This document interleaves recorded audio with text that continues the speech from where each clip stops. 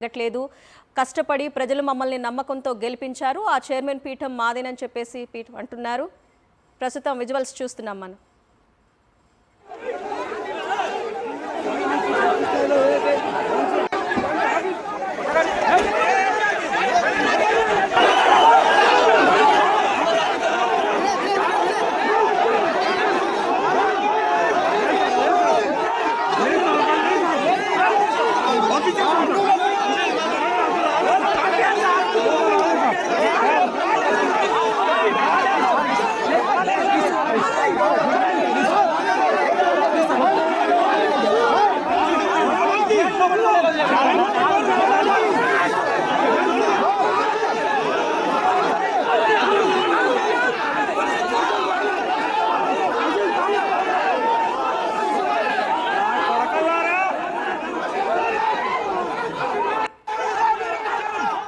జనగామ జిల్లాలో ఉద్రిక్త పరిస్థితి నెలకొంది. తొర్రూరు మున్సిపాలిటీలో గెలిచిన బీఆర్ఎస్ కౌన్సిలర్లను అడ్డుకుంటున్నారు కాంగ్రెస్ ఎంపీ చామల కిరణ్ కుమార్ రెడ్డి.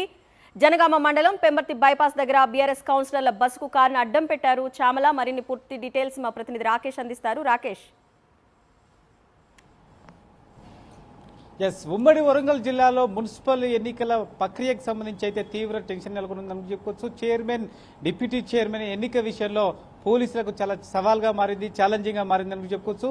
తొర్రూరు అలాగే జనగామ విషయంలో ఇది ఒక పెద్ద సవాల్గా పోలీసులకు మారిందనేది స్పష్టంగా కనిపిస్తుంది. మనకు ఆ విజువల్స్ లో చూస్తున్నాం. ఇటు జనగామ అటు తొర్రూరు రెండు మున్సిపాలిటీ కేంద్రాల వద్ద కూడా హైటెన్షన్ వాతావరణం నెలకొంది. ఇప్పటికే పోలీసులు హెచ్చరికలు జారీ చేసినప్పటికీ ఇటు కాంగ్రెస్ అటు బీఆర్ఎస్ సంబంధించిన మద్దతుదారులందరూ కూడా వందలాది మంది అక్కడికి చేరుకున్నారు, ఒకరినొకరు దూషించుకుంటున్నారు. తొర్రూరులో మనకు విజువల్స్ స్పష్టంగా కనిపిస్తున్నాయి. కాంగ్రెస్ బీఆర్ఎస్ సంబంధించిన నేతలు బాహాబాహి దిగారు, ఒకరినొకరు కొట్టుకునే పరిస్థితి వచ్చింది. పోలీసులు రంగప్రవేశం చేసినప్పటికీ అక్కడ మొత్తం కూడా కొంత ఉద్రిక్తమైన పరిస్థితులు నెలకొన్నాయి. కొద్దిసేపటి క్రితమే బీఆర్ఎస్ సంబంధించిన కౌన్సిలర్లను తీసుకుని మాజీ మంత్రి ఎర్రబెల్లి దయాకర్ రావు మున్సిపల్ కార్యాలయానికి చేరుకున్నారు. కాంగ్రెస్ సంబంధించిన కౌన్సిలర్లు కూడా చేరుకున్నారు. అయితే ఈ రెండు చోట్ల ఉద్రిక్తత పరిస్థితి నెలకొనడానికి ప్రధాన కారణం ఇక్కడ రెండు పార్టీల్లో కూడా సమానమైన ఓట్లు ఉండడమే. కేవలం టాస్ ద్వారా మాత్రమే ఇక్కడ చైర్మన్, డిప్యూటీ చైర్మన్ ఎన్నిక జరిగే అవకాశం ఉన్న నేపథ్యంలో ఇది చాలా ఛాలెంజింగ్ గా మారింది. రెండు పార్టీలు కూడా ఉత్కంఠగా ఎదురు చూస్తున్నాయని చెప్పుకోవచ్చు. రెండు పార్టీలు కూడా ప్రత్యర్థి పార్టీల నుంచి ఒక కౌన్సిలర్లు గుంజడం కోసం ప్రయత్నం చేస్తున్నాయి. అందులో భాగంగానే ఈ తోపులాట, ఈ గొడవ, ఉద్రిక్త పరిస్థితులు నెలకొన్నాయని చెప్పుకోవచ్చు. ఇటు జనగామలో అటు తొర్రూరులో రెండు పార్టీలు కూడా ఎక్సెఫిషియో ఓట్లు కలిపినప్పటికీ ఈక్వల్ ఓట్ షేర్ అనేది కనిపిస్తా ఉంది. దీంతో టాస్ తోనే చైర్మన్, డిప్యూటీ చైర్మన్ ఎన్నిక అనేది జరగబోతోంది. వీలైన తొందరగా ఈ ఎన్నిక ప్రక్రియను ముగించాలని ఎన్నికల అధికారులు భావిస్తున్నప్పటికీ అక్కడ జరుగుతున్న మొత్తం ఉద్రిక్తత నేపథ్యం అంతకంతకు లేట్ అవుతా ఉంది. ఈ నేపథ్యంలో పోలీసులు ఇంకా అదనపు ఫోర్సు తెప్పించుకుంటున్నారు. ఇటు జనగామకు సంబంధించి హైదరాబాద్ నుంచి స్పెషల్ ఫోర్స్ తెప్పించుకున్నారు. అటు మహబూబాద్ నుంచి కూడా తొర్రూరుకు స్పెషల్ ఫోర్స్ ను పోలీసులు పంపిస్తున్నారు. పరిస్థితి చేయి దాడితే ఇబ్బందికరమైన పరిస్థితి వచ్చే అవకాశం ఉంది. రెండవది, ఎన్నిక తర్వాత ఒక పార్టీకి సంబంధించిన కౌన్సిలర్ మరొక పార్టీకి కనుక మద్దతు ఇచ్చిన క్రమంలో అక్కడ ఇంకా ఉద్రిక్తత పరిస్థితి నెలకొంటాయి, ఒకరినొకరు కొట్టుకునే పరిస్థితి వచ్చింది.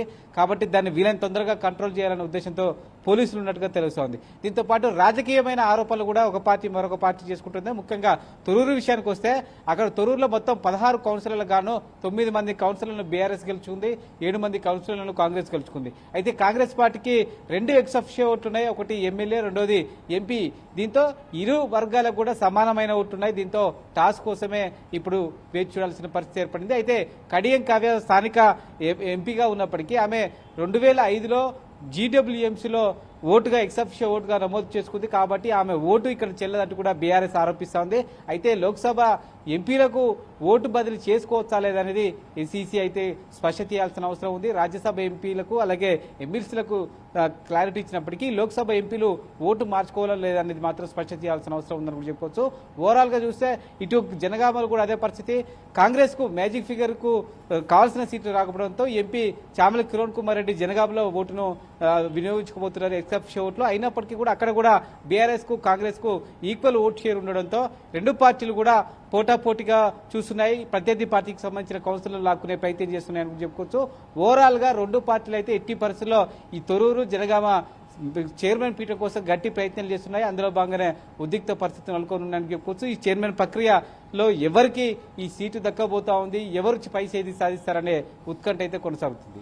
రాకేష్, ఇటు బీఆర్ఎస్ కానీ కాంగ్రెస్ కానీ రెండు ఎందుకు ఈ స్థానాన్ని అంత ప్రతిష్టాత్మకంగా తీసుకున్నాయంటే ఏం చెప్తారు? ఎస్, ఉమ్మడి వరంగల్ జిల్లాకు సంబంధించి ఖచ్చితంగా ఈ రెండు అత్యంత కీలకమైన స్థానాలు. ఒకటి జనగామ జిల్లా హెడ్ క్వార్టర్, దీంతో పాటు కీలకమైన మున్సిపాలిటీ. అలాగే పాలకుర్తి నియోజకవర్గంలో కూడా తొర్రూరు అనేది అత్యంత కీలకమైనది. మహబాద్ హెడ్ క్వార్టర్ కు చాలా దగ్గర ప్రాంతం, సంబంధించిన అర్బన్ ఏరియాలో కీలకం.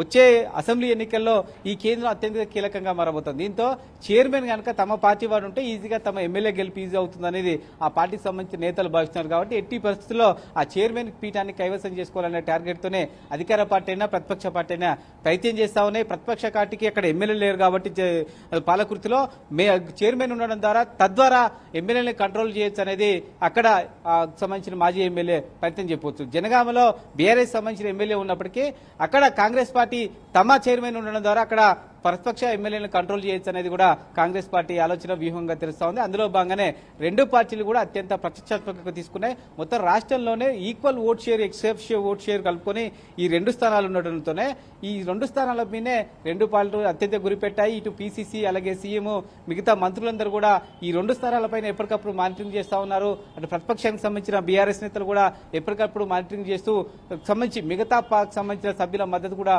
తీసుకుంటున్నారు.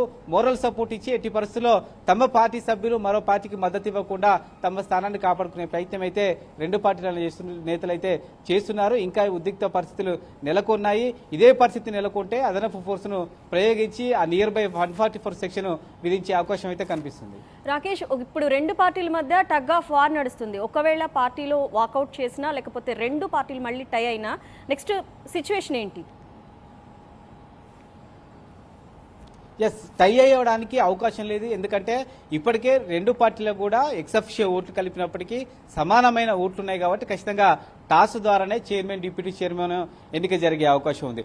రెండవది, ఏదైనా ఒక పార్టీ ఎన్నిక ప్రక్రియలు కనుక ఈరోజు గైర్హాజరైతే ఫ్యూచర్ లో తమ పార్టీ కౌన్సిలర్లను కాపాడుకోవడం, ఎక్కువ రోజులు క్యాంపులు నడపడం అనేది అంత ఈజీ కాదు. కాబట్టి ఈ రెండు స్థానాల విషయంలో మాత్రం ఖచ్చితంగా రెండు పార్టీలకు సంబంధించిన సభ్యులు ఇప్పటికే మున్సిపల్ కార్యాలయానికి చేరుకున్నారు. ఖచ్చితంగా ఎన్నిక ఈరోజు జరిగి తీరుతుంది. ఒకవేళ జరగకుండా ఎవరైనా పార్టీకి సంబంధించిన సభ్యులు బైకాట్ చేస్తే ఖచ్చితంగా అక్కడ ఉన్న పార్టీకి సంబంధించిన సభ్యులకే ఒకరికి చైర్మన్, డిప్యూటీ చైర్మన్ వచ్చే అవకాశం ఉంది. కాబట్టి రెండు పార్టీలు ఛాలెంజ్ తీసుకునే నేపథ్యంలో ఎవరు కూడా బైకాట్ చేసే అవకాశం అయితే ఎక్కడ కూడా కనిపించట్లేదు. ఎన్నిక ప్రక్రియ ఖచ్చితంగా ఈ రోజే జరిగే అవకాశం ఉంది.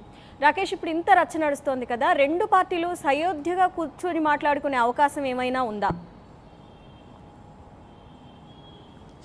అలాంటి పరిస్థితి కనిపించట్లేదు. ఎందుకంటే రెండు కూడా ప్రత్యర్థి పార్టీలు ట్రయాంగిల్ పోటీ ఇక్కడ ఎక్కడ కూడా జనగామలో కానీ అటు తొర్రూరులో కానీ మరొక పార్టీ కనుక అవకాశం ఉండుంటే ఆ పార్టీ సయోధ్యగా కుదర్చడం లేదా ఆ పార్టీకి మరొక పార్టీ మద్దతు ఇచ్చే ప్రక్రియ జరిగేది. గతంలో సంబంధించి రాష్ట్రంలోని ఇతర మున్సిపాలిటీలో ఈ ప్రక్రియ జరిగింది. చాలా చోట్ల ఇండిపెండెంట్లకు ఆయా పార్టీలు మద్దతు ఇచ్చి చైర్మన్ పదవి కట్టబెడుతున్నారు. కానీ తొర్రూరులో కానీ జనగామలో కానీ ఆ పరిస్థితి లేదు. ఎందుకంటే రెండు పార్టీలకు ఈక్వల్ షేర్లు ఉన్నాయి. రెండోది థర్డ్ పార్టీకి ఓట్లు లేవు. కాబట్టి ఇక్కడ మరో పార్టీని మధ్యవర్తిగా పెట్టి వారికి ఈ పీఠాన్ని కట్టబెట్టడానికి అవకాశం లేదు. కాబట్టి రెండు పార్టీలు అనే పరిస్థితి నెలకొంది. రెండోది, ఇక్కడ నేతలు కూడా చాలా ఛాలెంజింగ్ గా తీసుకున్నారు కాబట్టి ఇంత ఉద్రిక్త పరిస్థితి నెలకొన్నాయి. అయితే ఫైనల్లీ టాస్ ఎవరిని వరిస్తుంది, ఒకవేళ టాస్ దాకా వెళ్తుందా లేకుంటే ఒక పార్టీ సభ్యులు మరొక పార్టీకి మద్దతు ఏమైనా ఇస్తారనే ఒక ఉత్కంఠ అవుతుంది. మరి కాసేపట్లోనే ఆ ఉత్కంఠ కూడా తెరపడే అవకాశం కనిపిస్తుంది. రాకేష్, ఈసీ విధించిన డెడ్ లైన్ టైం ఎంత? ఎందుకంటే ఇంతకు ముందు ఎర్రబెల్లి దయాకర్ మాట్లాడినప్పుడు చెప్పారు, ఖచ్చితంగా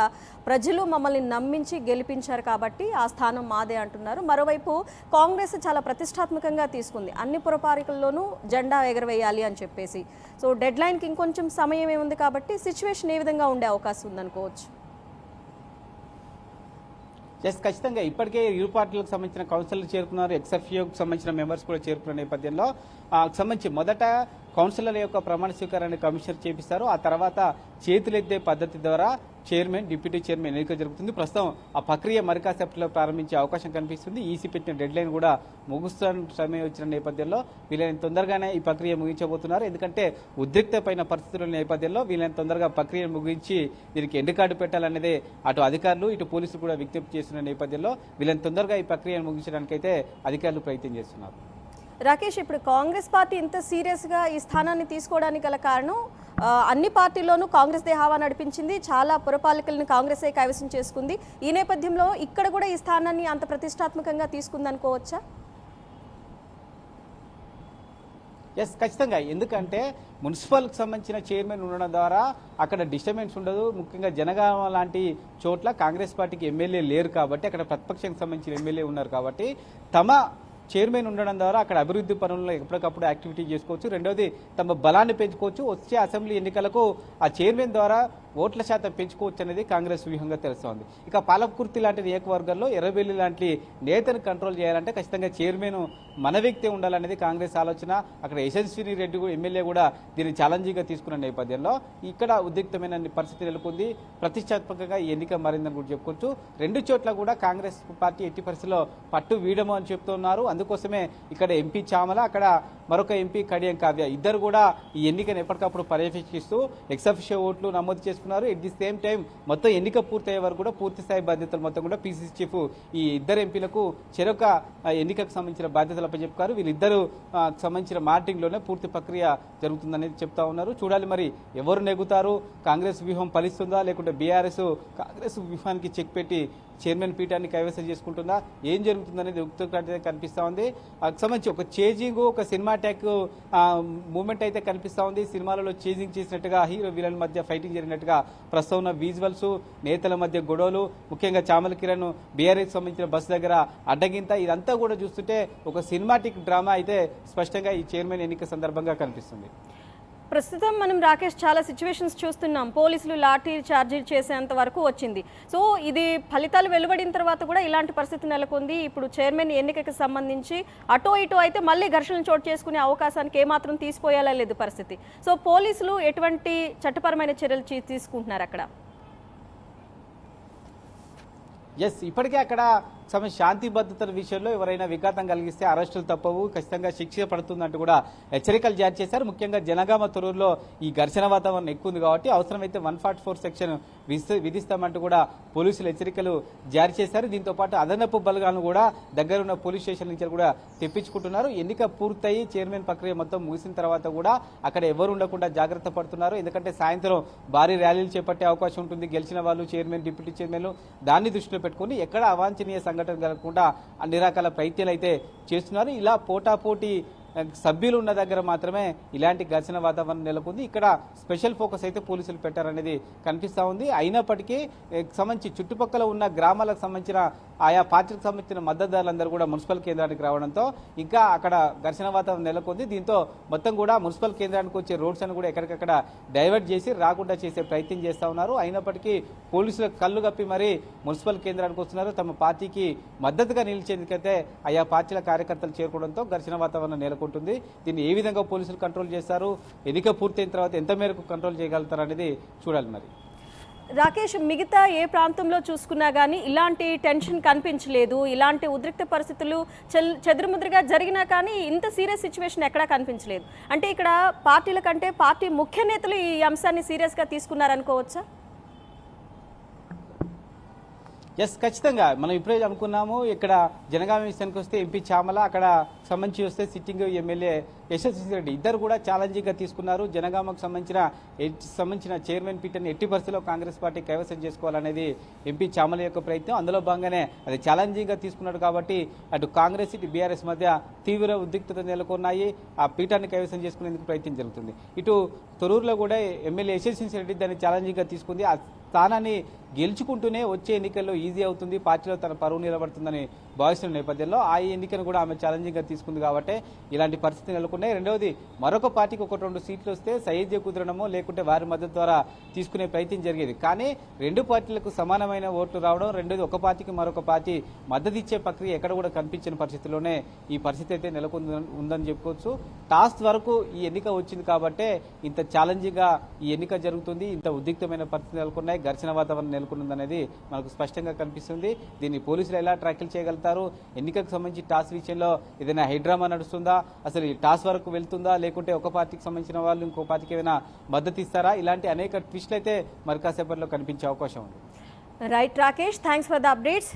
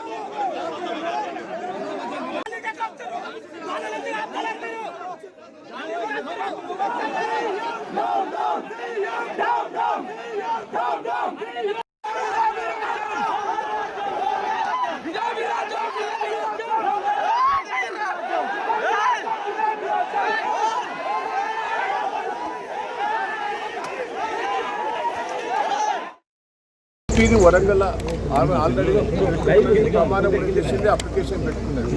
దాని మీద మేము మైపాద్ కలెక్టర్ పెట్టినాం, ఆర్డీఓ పెట్టినాం, కమిషనర్ పెట్టినాం, స్పందన లేదు. ఇవాళ కోర్టులో కూడా ఇస్తున్నాం, సుప్రీంకోర్టు హైకోర్టు చేస్తున్నాం, వరంగల్ కోర్టు చేస్తున్నాం, మైపాద్ కోర్టు చేస్తున్నాం. అది ఎట్టయినా రిజెక్ట్ అవుతుంది. చట్ట విరుద్ధంగా ప్రయత్నం చేస్తున్నాం. మా వాళ్ళు ఒక్కరు కూడా పోయే పరిస్థితి లేదు. ఎన్ని ఇబ్బందులు పెట్టినా, ఎన్ని కష్టాలు పెట్టినా కేసీఆర్, టీఆర్ఎస్ దయన్ అనే దోని మీదనే ఉన్నారు. ప్రాణాలకు తెగించేలా మాకు తొమ్మండులు ఉన్నారు. ప్రజలు గెలిపించారు మమ్మల్ని. కేసీఆర్ దయన్ మీద అభిమానంతో వాళ్ళు కష్టపడి గెలిచారు. వాళ్ళు ఎవరు కూడా పోయే పరిస్థితి లేదు. అందరు తప్పుడు ప్రచారం చేస్తున్నారు. ఎట్టి పరిస్థితిలో మెజార్టీ మేము గెలిచాం. చైర్మన్ సీట్ మాకు వస్తుంది, వైస్ చైర్మన్ సీట్ కూడా మాకే వస్తుంది. పెంబర్తి దగ్గర మిమ్మల్ని అడ్డుకున్నారు. వాళ్ళు పోలీసులతో కూడా పెట్టి ప్రయత్నం చేశారు. పాపం పోలీసులు కూడా వాళ్ళ దౌర్జన్యాలకు ఏం పెద్దగా లోబడి లేదు. అందరూ సహకరిస్తారు. ప్రజలు చూశారు మమ్మల్ని. 1 గంట 10 నిమిషాలు ఆపితేనే ప్రజలు రెచ్చిపోతారు. ప్రజలు మా ఎంబడి ఉన్నారు. ప్రజలు మొత్తం కూడా చూశారు కదా. తొర్రూరు పట్టణ ప్రజలు ఇట్లా మేము మెజార్టీతో గెలిపించినాం, కావాలని వీళ్ళు చేస్తున్నారు. ఎంత చేసినా చైర్మన్ సీటు టీఆర్ఎస్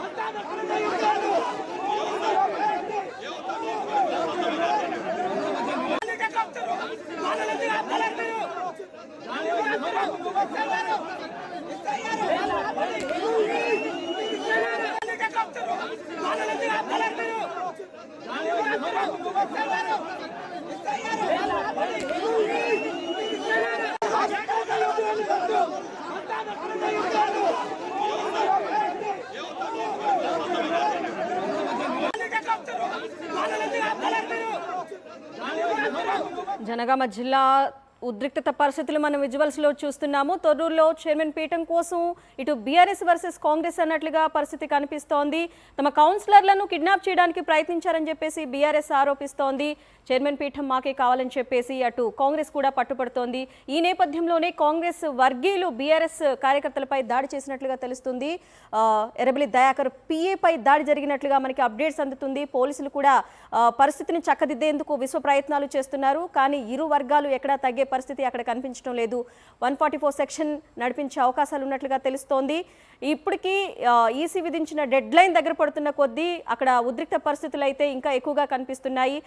ఒకరి మీద ఒకరి దూసుకెళ్లి దాడి చేసే పరిస్థితి కనిపిస్తున్నాయి. పోలీసులు ఎంత సర్ది చెప్తున్నా సరే ఏ ఒక్కరు కూడా వినే సిచ్యువేషన్ అక్కడ కనిపించట్లేదు. ఎర్రబెల్లి దయాకర్ కూడా ఆయన పిఏ మీద కూడా దాడి జరిగినట్లుగా తెలుస్తోంది. ఈ తోపులాట్ని, ఈ గొడవల్ని సద్దుమణిగించేలా పోలీసులు ప్రయత్నాలు చేస్తున్నారు.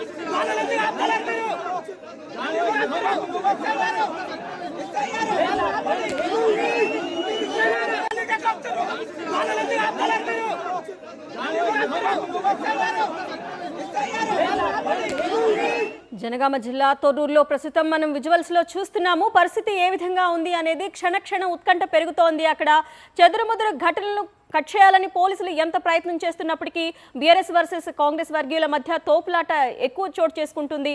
పోలీసులు లాఠీచార్జ్ చేసి చెదరు కొడుతున్న దృశ్యాలు మనం చూస్తున్నాము. అయినా కూడా ఒకరి వర్గీయులు మరొకరిపై దాడి చేస్తున్న దృశ్యాలే మనకి కనిపిస్తున్నాయి. పోలీసులు లాఠీచార్జ్ చేస్తున్న దృశ్యాలు మనకి విజువల్స్ లో చూస్తున్నాము.